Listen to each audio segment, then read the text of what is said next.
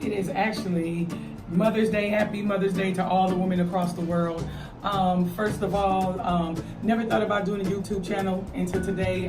Watch Preston and Papa Jake.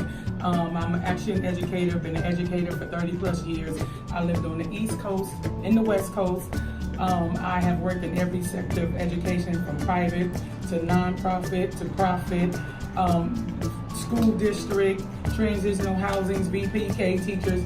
That was my last venture actually in Florida, which comes to me today. I've actually been out riding my bike for the last few days and kind of had this like on my mind, like what am I going to do next?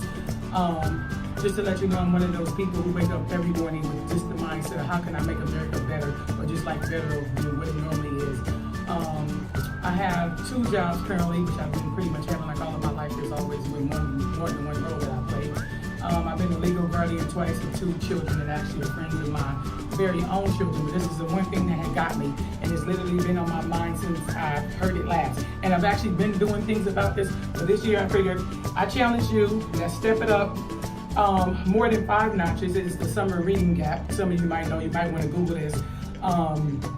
Again, back to the YouTube thing, and at my job earlier with the kids, they were like, "Oh, Miss Maria, you're gonna go out and ride your bike today?"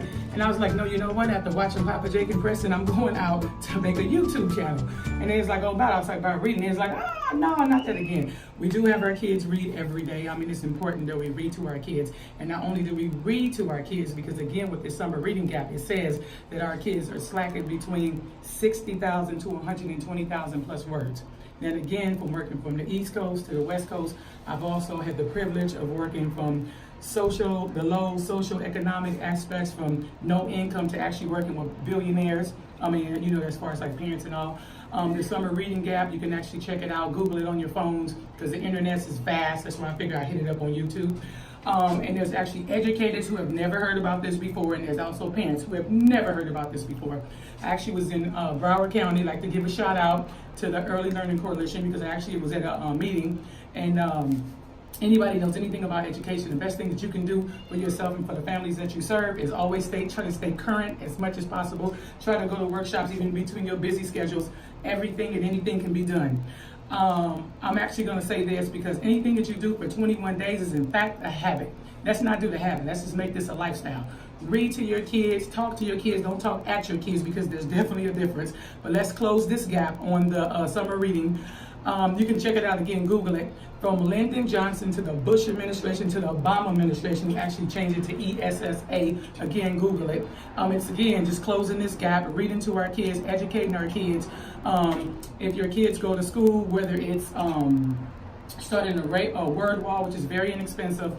We're talking about index cards, markers, crayons, pencils, or whatever. Starting a reading wall. I challenge you, if your kids are not coming home with a reading log or some type of vocabulary words, tell their teachers they're slacking.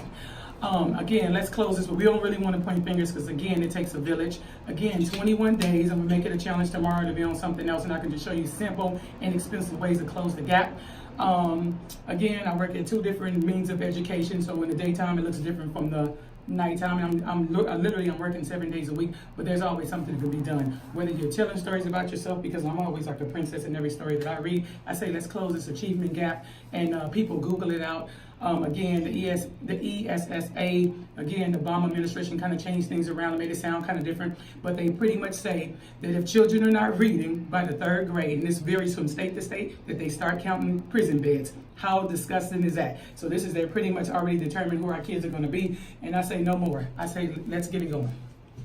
Cut.